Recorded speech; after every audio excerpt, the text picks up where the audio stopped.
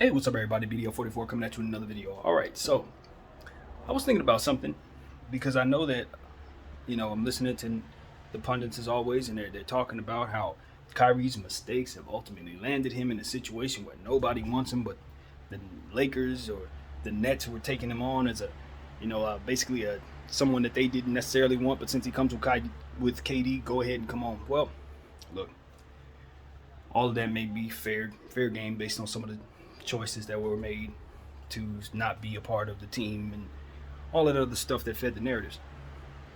However, I recall a gentleman by the name of Robert Horry who played for the Phoenix Suns once, and he had gotten into a little situation on his bench where he ended up throwing a towel in his coach's face. That got him traded to the Lakers. That trade to the Lakers ultimately led him to his first 3 NBA championships, if I'm not mistaken, or his second stint with championships, because of course if he was with the Rockets, so he'd already had 2 with Hakeem and Jet, and he was of course with the Phoenix Suns. In between that situation, frustrating times over there, threw the towel at the coach, banished to Lakerland forevermore out of punishment. Right? He was traded in punishment.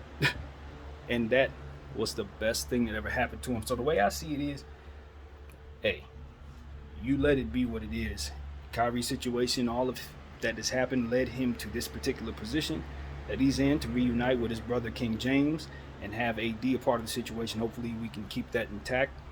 And I think there's an opportunity to seize here, even though there's been mistakes made, even though there's been, a lot of stuff that people can say about Kyrie's commitment in the past and all of that. I think all of those situations could potentially have been meaningful or purposeful or even destiny if he's to come here and it all works out. So that's going to be up to him, how much he's willing to put into this thing. But I think there's a good chance that this could be the beginning of a good circumstance for Kyrie Irving. Maybe like Robert Horry, when you consider what it is the Lakers are going to be playing for every year for the next couple years. If we keep these players together, we're not playing for anything less than championships. And so that's a good thing. That's a good thing. I know that's what he wants to play for. When you put together what they put together in Brooklyn, clearly that's all you want to do. Well, I'm telling you, that's all we're here to do. That's all we're here to do. We win championships. We know how to do it. That's why we brought 2 people together who know how to do it, 3 people together who know how to do it. So at this point in time, I'm just ready for the news to come through. I think this is imminent at this point. All the things are pointing in this direction. Obviously, the Nets can still do whatever they want to do in terms of trying to maybe even give him a 5-year deal that takes this off the table. Or, of course, trading him to a different destination if something pops up. But I'm telling you this, teams would have to get extremely creative to try to justify acquiring Kyrie Irving after all of this news comes out. Everything that's going on right now, with all of this swirling around, you're going to have to get very creative to try to put together a package that if you're a GM, your owner's going to be pleased with. Put it like that. Taking on Kyrie Irving at $36 million when he's basically on his way to LA, you're going to intercept him from being a Laker. I don't see any of the GMs being able to convince any of the owners that that's the move to make. And another thing is, to be honest with you, if I'm any of the other GMs, and I'm just going to be flat and dead honest with you guys, this is just how I would play it. I would see the Lakers acquiring Kyrie Irving as something that I'm not too concerned with. The Lakers are going to have to prove that they can build around those guys and beat the field of all these young teams that are out here, because those who are paying attention to the league know that this is not as simple as just putting together this and then thinking you're going to dominate. There's going to have to be work done. There's going to have to be a system that works. There's going to have to be health, fortune, all of that's going to have to fall into place. And so, I think that other GMs should not see this as us putting together a trump card to beat everybody. I don't believe that's the case. I think we're a competitive team. I think we'll be a contender if we're healthy.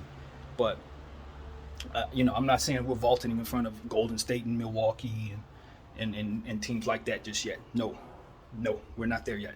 And depending on how we build, we may not get to that point this season. But I think here's the thing that I'm really encouraged by, and it's just me reiterating what I've already said. we don't put this together for a one season thing. We're not putting together LeBron James, Anthony Davis for 1 year. We're trying to put these players together for multiple seasons. Now that doesn't necessarily mean we're giving Kyrie Irving a 4 or 5 year extension or nothing like that. But what I am saying is, if we have a season where we make the playoffs, I expect to see that core come back for the following year.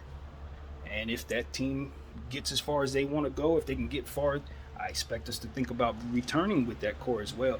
Because at the end of the day, it's already won. It's already won. So there's no reason to look too far for a core that you know works, so long as those three can stay healthy. LeBron James should be able to ride out into the sunset with this being the core that he retires with. So I like the idea. I think it's if you gotta do what we're doing, you gotta find the surefire bets that you know work. Kyrie and LeBron works. AD and LeBron works. So with our limited situation, what better than to put something together you know it has already been proven as a core. Then it's about just giving them the pieces that help them deal with the field, which is the long wingy guys and all of that. If it were the 80s, it would be a big center in the paint like Shaq or Kareem. You know what I'm saying? It's about putting this core in a position to keep up with these times, because I think this core can keep up with any times, so long as they have the pieces that help keep up with the field that they're dealing with. You understand what I'm saying? I could put Kyrie, LeBron James, and Anthony Davis in any era and believe that they can win a championship. Just give them the right pieces with them. So that's all I'm saying. That's what I'm saying. I really believe that. But a lot of that is, just like last year, it's the same thing. A lot of that is going to be dependent on Anthony Davis being healthy. I hate to say it, but if he's not healthy, we're not going to get too far. We're not, because we don't have the size yet. Maybe we're able to get Mo Bamba, but that ain't going to be enough. We're going to need multiple bigs to assure that we can withstand him not being out there. So that's going to be something I think we're going to have to just live without, more or less. I don't know that we're going to be able to get those centers or that center this season. But all in all, that's the case. We're going to lean on AD. Hopefully he can stay healthy. Hopefully he's doing what he needs to do. And we'll await the news, as I said. That's it. That's what we're saying. Keep in mind, though, what I said at the beginning, just because Kyrie's made some mistakes in the past, just because he has a reputation, this and that, does not mean that all of that wasn't leading to something really, really good. Because for Rob, Big Shot Rob, it definitely did. Video 44. Thank y'all for watching.